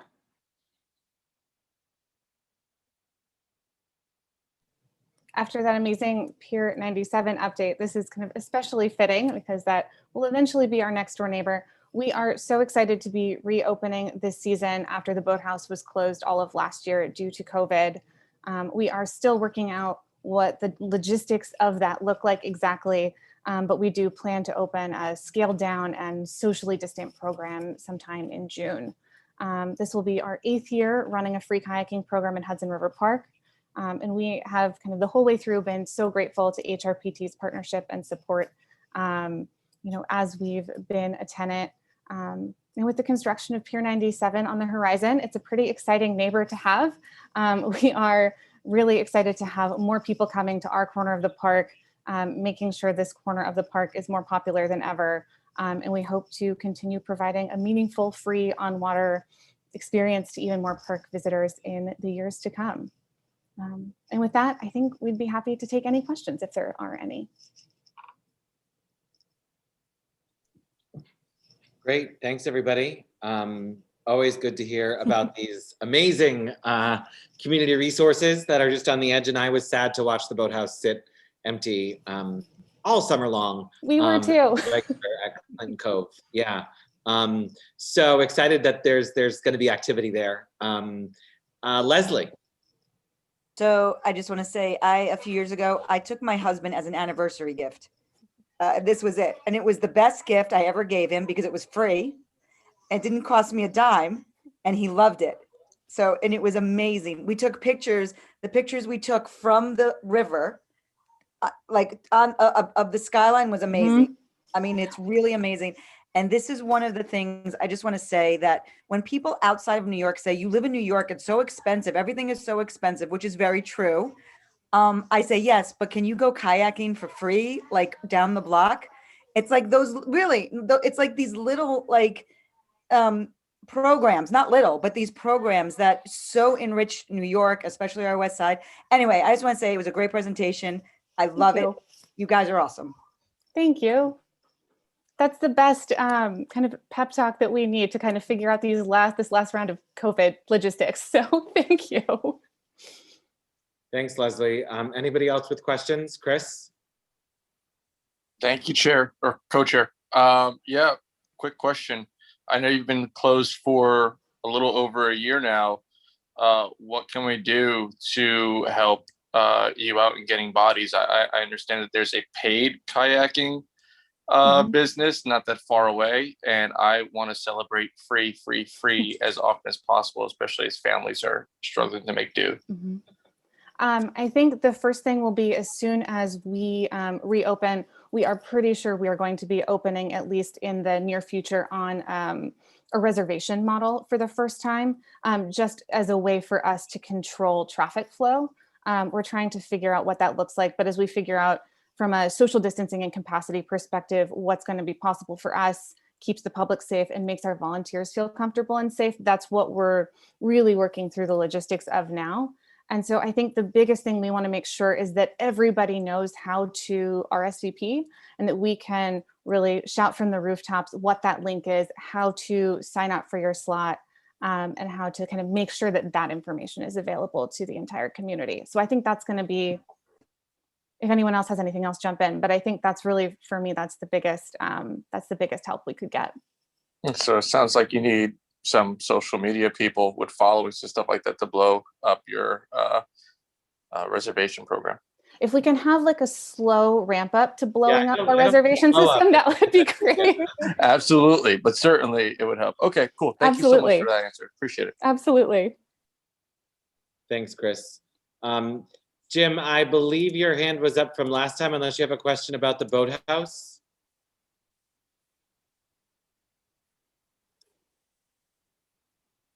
No, I'm waiting to get a chance to just briefly go over the heliport. Well, as I said, okay, but as I said at the last moment, we're gonna be bringing the heliport up on a specific separate agenda item that we will likely coordinate with our transportation committee. That would be great, and I think these Zoom formats are particularly useful for that. And Okay. if we could organize a presentation that includes a map of the area. Jim, we're on the boathouse, so oh yes, if you want to okay. send a note to the board on what you'd like. I can't make any guarantees, but again, we are committing to putting the heliport on a future agenda of either WPE or our transportation committee, or in some manner both of them. So stay tuned for that, for those agendas. Okay. Thanks, Marty. Leslie was just talking about free things, and Caitlin was also talking about the number of volunteers that are at the boathouse, and how New York is the most expensive city in the world. I don't know if that's true, but it's expensive. San Francisco comes to mind. I am appreciating how many people in the city of New York volunteer to make our city better. The boathouse is an example, but I would like to point to the community board. We're all volunteers as well. That's worth saying to ourselves, that we are volunteers trying to make the city better. Thanks, Marty. And kudos to the good folks at the Boathouse for this wonderful free program. Kudos indeed. Thank you. When is the first boat launching? You will be the first to know, but we don't know yet. Okay, got it. We've got some that sort big of push-off ceremony. I wish we can. Maybe we can do that. Happy though, because they've really taken over the dock. But, I know. We've got some volunteer CPR and first aid certification that has to happen first. And then we've got a lot of retraining of all of our volunteers just to make sure everyone's on the same page about what a COVID program looks like. But as soon as we've figured out the timeline of what's possible, you all will be the first to know when that reservation system goes live and when we're getting folks back out on the water. Great. Well, Caitlin, Katie, Mike, and everybody else from the Boathouse, thank you so much for coming tonight. We appreciate the work that you do and the service, the free service that you provide to the community. So thanks for that. Thank you for having us. Absolutely. Janine, is Therese here from the Parks Department? Yeah, I just brought her over. Great. So final item on our agenda, I failed to call for new business at the beginning also, is to get some capital updates from Therese at the Parks Department. Hi, Therese. and just find out the status of construction in the district. Yeah, so I pulled together a few of the updates for the district. Chelsea basketball courts, which had been in design and then COVID hit, is now in procurement, which is going to last until January. And construction could begin next spring, which is great to hear. Hell's Kitchen asphalt court renovations, those are scheduled to begin in spring of 2022. Penn South needs more funding. So we have about 400,000. This was previously allocated by Speaker Johnson, and we need about 1.6 million. And DeWitt Clinton, there's currently progress on the stairs. They're 39% to be completed this September in 2021. So we expect the both of them on 54th Street and 52nd Street to be completed by the end of July. At that time, the contractor can be expected to close 52nd Street, the mid-block steps, so that they can begin working on those until September.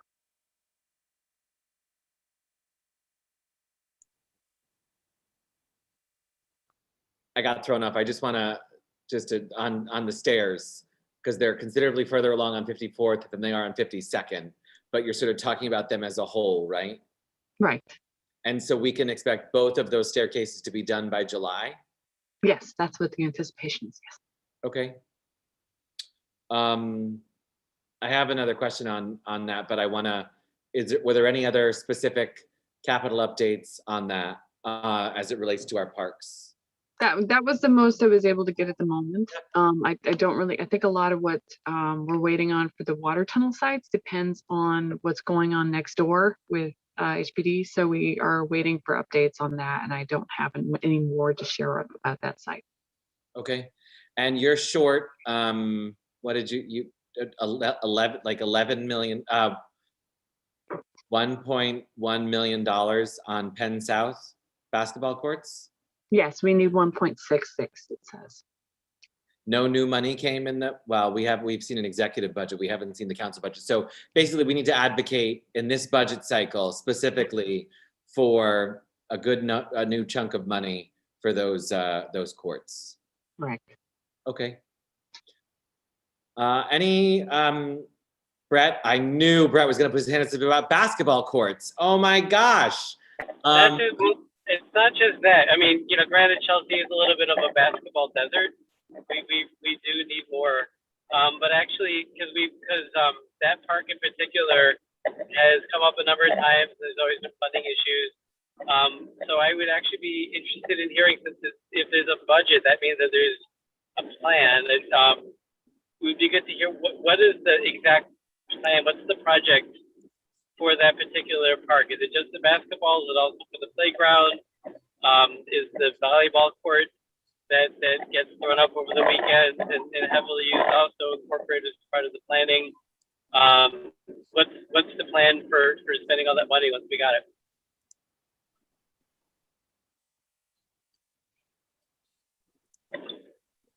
Yes, you're on mute. Therese, you're on, yep.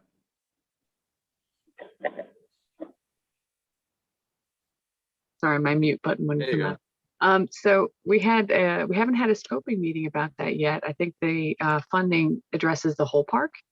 So if there is any design changes needed, maybe that's something we can take forward with us to consider for the budget. But I believe that's just to fully renovate what the existing design is for the whole park. Okay, because just regarding that, so a number of times we've discussed some improvements. I think it should really be a community effort to get, like we said, the typical process we like to have is instead of you coming up with a plan and going forward with it, then we go, hey, wait a second. It'd be great if if we had the presentations, what you plan to do, and get that feedback before you finalize your design. I would love to have more than just surfacing and do backwards. I would love to make sure we have a conversation in the community about, can we put lights in there? I know a lot of residents in Penn South would be interested in, some people might be concerned about that. Others might be like, hey, we can get our kids in a safe place and a lighted basketball court all night instead of doing other things. So that would be an important conversation. How to balance the needs for the volleyball court versus the basketball use on the week, especially on those weekends. I think is going to we should have a big impact on any kind of design implications. And that playground itself, we know our playgrounds, when they have community input, they come out much better. We get creative playgrounds instead of some standard issue that maybe forgets to put trees or shading devices for parents watching their kids in the playground. Right now, there really isn't shading there. So those are the kind of things that I think community input would have a big impact on. And you know, before I lower my hand, the other thing I just want to bring up is we had in our list of district needs in our prioritizations the track at the Chelsea Park. You know, the track is coming up, and it's actually gotten, I'd say, kind of dangerous. So when you're running there, the track comes up. It's not continuous. Take it all the way around. There's a lot of patching, and it's just, especially after last year, that park got a whole lot more usage than it had seen in the past because of COVID. But it's a well-used track. It'd be good to hear if that's something that's found its way to the district need, not just from the community board, but if Parks is paying attention to that particular track. Yeah, we did put that forth to see what the cost would be, and I believe we have an estimate. I don't know if it's funded yet, so I can get that update for you. Okay. And that was just to renovate the track itself and the synthetic turf. Right, and didn't we talk about a redesign of the workout equipment at that park too, or that's separate? That's separate, but that's part of the basketball court renovation, and that's what's slated to begin. That's underfunded. And no, that's construction that could begin next spring because it's in procurement right now. Okay. So that's the other side, the basketball court, which is attached to the exercise area. Got it. Marty, I see your hand. I just want to, we keep hearing this word procurement. So why, if we're in procurement now and it's May, do we have to wait a year for construction to even begin? It takes a year to procure contractors for the Parks Department? That's what I'm told. Right now, that's what it's set at. Procurement is a process. It doesn't mean it's set to end in January. I think that they anticipate it taking until January to find someone to do this work. And I think it's a chronic complaint of the Parks Department, the length of time that procurement takes. So I guess I just wonder if it's required and it's legislative, or is it a short staffing factor on your side? Is it a we don't have contractors, we don't have supply? Is there sort of like a reason outside of just Parks takes a long time to procure? Well, I think that's the current time estimate right now, and I can ask what the logic is behind that time estimate and come back to you. Okay, Alan, and then They Marty. don't have money. Well, the money's there on this though. Yes. Oh, they have the money. Oh, so Yeah, the money is not. sorry. So they don't. Right. That's so usually the hard part for Parks no, but Department. they don't procure without funding. So like the money is there, we can spend it. It's that there's a process they have to go through. Yeah. And I'm wondering in this case, is it because there's literally a process that's requiring them to take this much time, or is there, you know, something else getting in the way of it? Marty and then Brad. I just wanted to mention that one of the parks that takes pressure off of the Penn South Park is the Sandbox Park in Penn South, which is a private park open to the public. For me, the Penn South renovation, the Penn South Park reservation, is a reasonably important one because that park, the Penn South Park, is likely to be closed in the next couple of years, over the next couple of years as construction goes on a building on 26th Street. So my neighbors are looking forward to having the Penn South Park, the Parks Department park, available to them. And so I am making a plea for as speedy a renovation of that park as you can possibly muster. Gotcha. I'll mention that, and ask what that 1.6 million covers. Is that the full renovation of the playground and the basketball court? Is there No. any other design that was No. proposed yet? It's still got to go through scoping, right? Well, we don't start scoping till we get full funding. Right, and so the funding number is based on just renovating to what it exists as a design right now. Well, that's the basketball court. Yeah. The playground area itself is much more expensive. Oh, the playground is more expensive. It's additional to that. Oh, yeah, yeah. Okay. 1.6 is. I'm talking to Steve Simon, by the way. He's actually. Yeah, Hi, Steve. His lucky voice. to hide his face. Can we say greetings to Giving Steve me Simon? social distance, so he's being respectful. Thank you. Steve isn't here, but we want to say greetings to him anyway. He's just saying hi. He says hi. Hi back. So I think we have time to get community input and get some more cost estimates to make sure that we know how much exactly it's going to cost to do exactly what the community would like to see. So I agree that the community input and some kind of feedback could be sought. So I can talk about that internally, but I'm going to take back what he said about the lighting and get maybe more of an estimate for what the playground equipment on top of that will cost. Because I had assumed it was included in playground because it was full renovation, but it's not. It's just the basketball court full renovation. I misspoke. So do you need, like, can the Parks Part, like when the time comes, should you be requesting to get on our agenda so we can actually invite the community to come and talk about this specifically for what we want? Yeah, when we have this funded. Okay. So that's the one that needs funding. Yeah, so I need to get a full number with the playground involved. If we believe that the playground needs to be redesigned. Okay. I have a question about the stairs at DeWitt. When that construction started a while ago, contractors very aggressively and at a speed far greater than I would ever want to see driving through a park. We're driving on the what they think is the driveway in DeWitt Clinton. Several years ago, I had vociferously objected to the use of pavement in the park as opposed to a paver because it's treated like a highway by Parks Department employees and by now the contractors doing this work. They're driving through the park on the weekends and on the weekdays. When I've asked them if they have a permit to park in the park and if it comes with their Parks Department construction agreement, they can't say.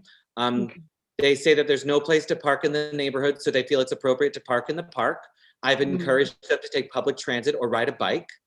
And if they're doing it, then other people drive into the park. I've watched it happen. And the fields are picking up on use. It's not just the weekday during construction time, it's weekends also.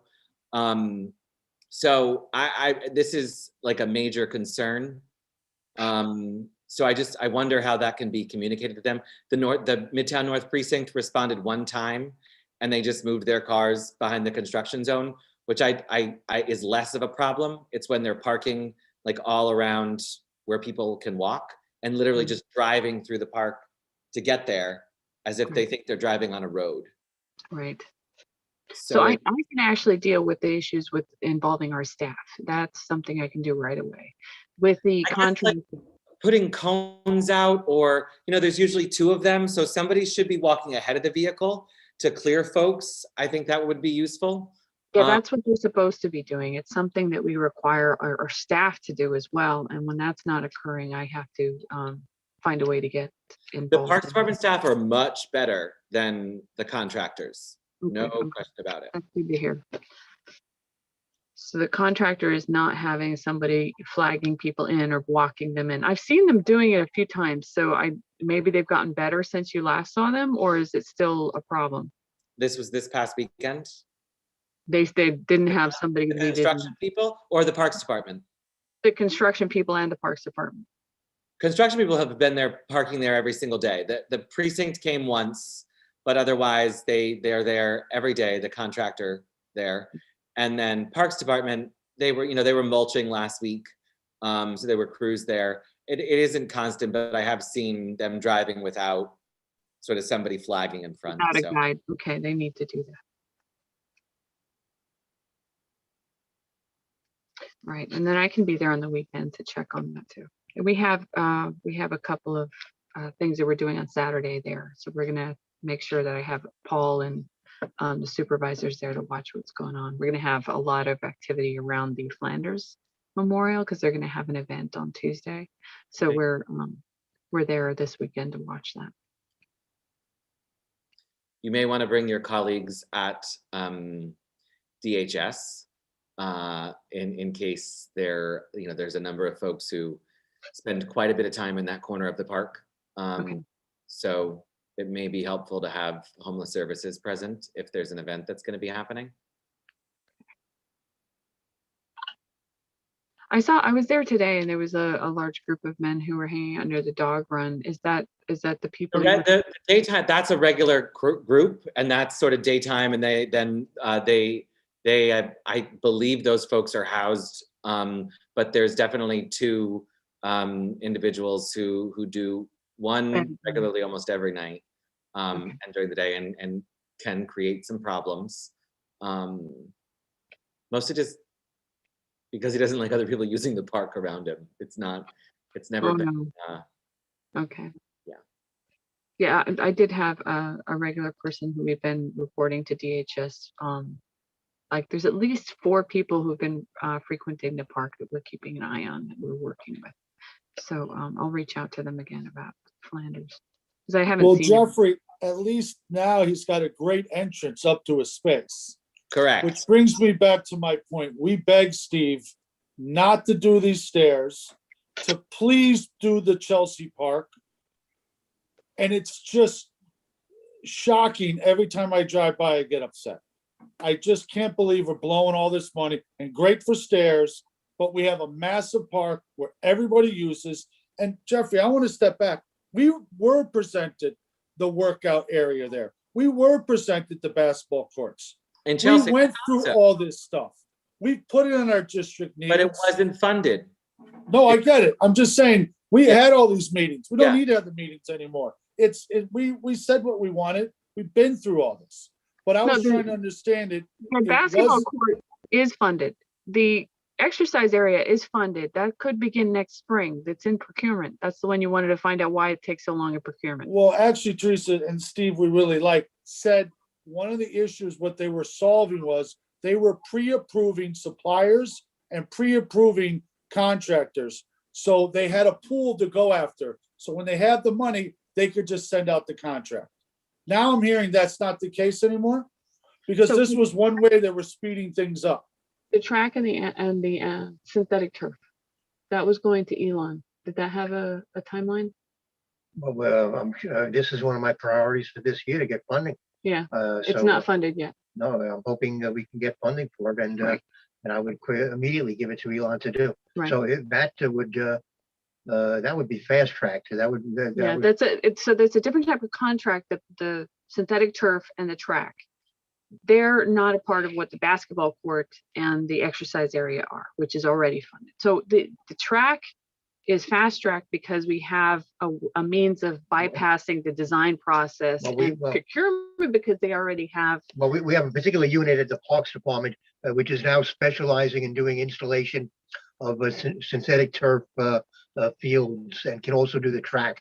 So we would call upon their expertise to handle that project, rather than put it through the regular capital procurement process. So they just installed a synthetic turf field on the east side at St. Varden Park. Took them about just a little over a month, and they're doing another one at Robert Moses Playground, which will also take them about a month. Yeah, DeWitt Clinton was the same. That took 2 months, and it was it was a huge job. DeWitt Clinton was done through our regular capital process, but since then we've gotten the what we call our citywide services division involved in this. So if I can get the funding now for Chelsea Park, which is I think my highest priority in your district at the moment, we would quickly give it over to this other unit and ask them to do it as quickly as possible.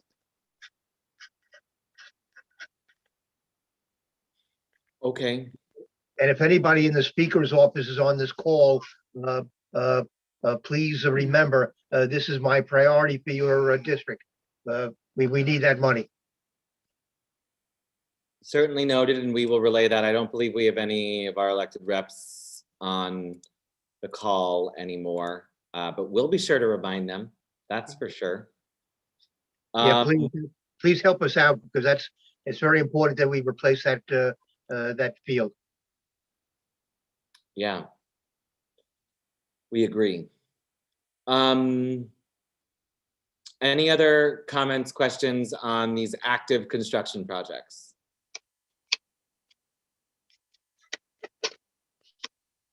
All right. Therese, thank you for this. It seems like we have some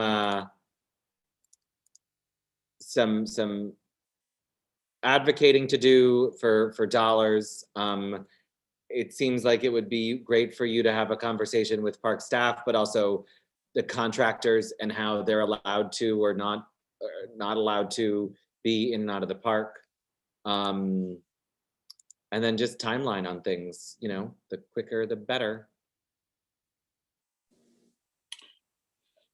Jeffrey, I will tell you, when we get a DOT permit, a construction vehicle cannot park within those lanes.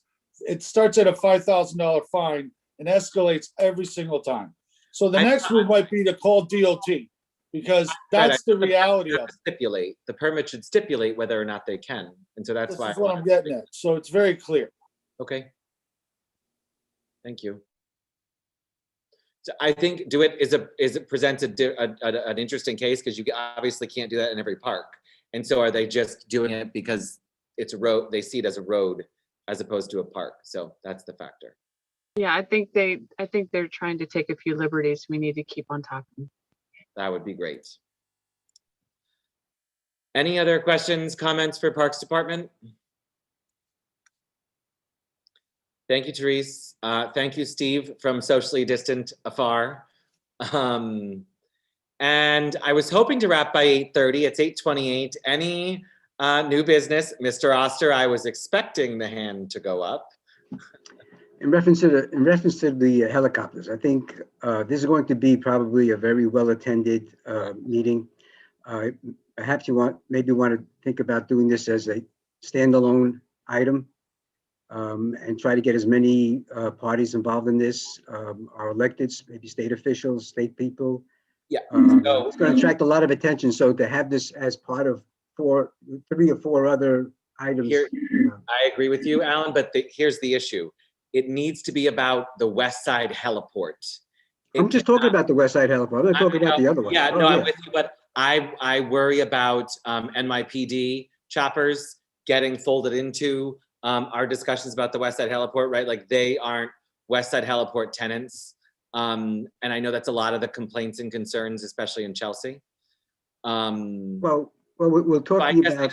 Yeah. I hear you and I'm with you. Yeah. And yes, we'll make sure all our electeds are present. But it's really, I want to make sure the focus of the conversation is about the heliport and how we can get it the heck out of the park. Right, of course, but you know, there's a historical factor to it. People want to understand why, you know, so it's going to be a big one. It's going to be a big one. No, I agree, but I guess I'm setting the stage now to make sure that it doesn't become like, I don't want NYPD helicopters to be what takes over the meeting, because it's not relevant. Right. So that, I think that's my. You know, can I say something about NYPD helicopters? I've been in that park for like 4 years, working in that area. I've seen NYPD land there just recently, and I was shocked by it because I've never seen them there before. Right. But that's another. I have another question. Were we supposed to get a presentation about the High Line connection or something? Did I see that? No, they asked to delay.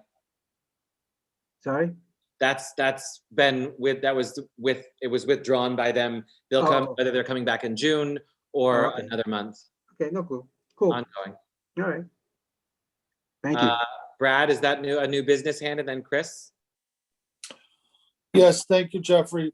I think everybody saw, I don't know if they saw on the east side, this is the environmental hat coming on.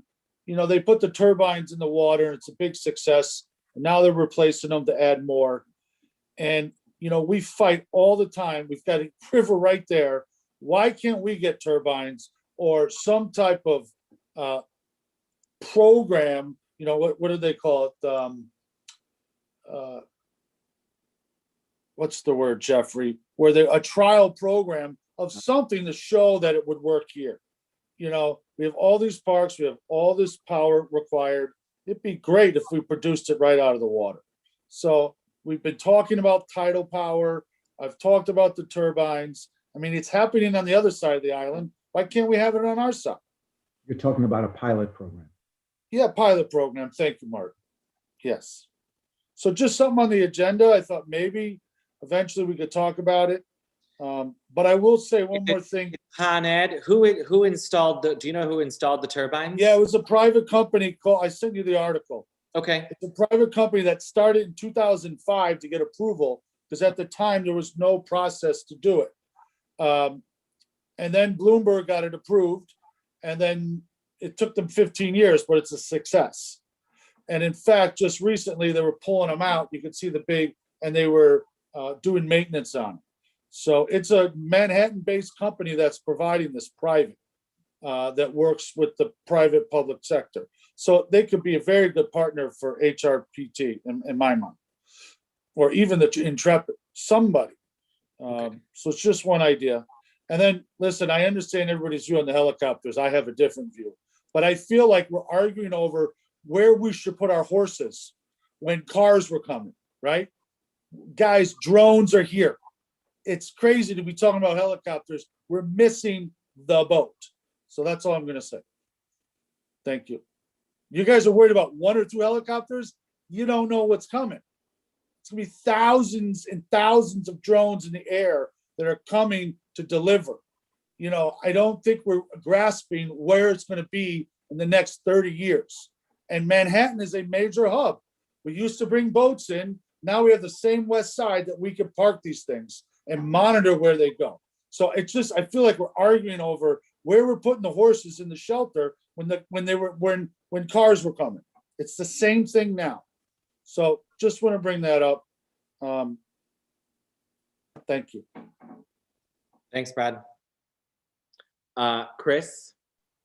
Keeping it brief, Brad, love to talk to you about drones, but I just want to let everybody know, yesterday at the Hell's Kitchen Land Use and Zoning meeting, we were alerted about a stop work order from April 27th on an illegal demo on 47th Street between 8th and 9th Avenue. Chris, is this parks related? Yes, it is, because it's right next door to Ramona Ponte Park. They had eliminated the 4th floor facade completely from there. There's now a scaffolding lined in the park in the children's play area.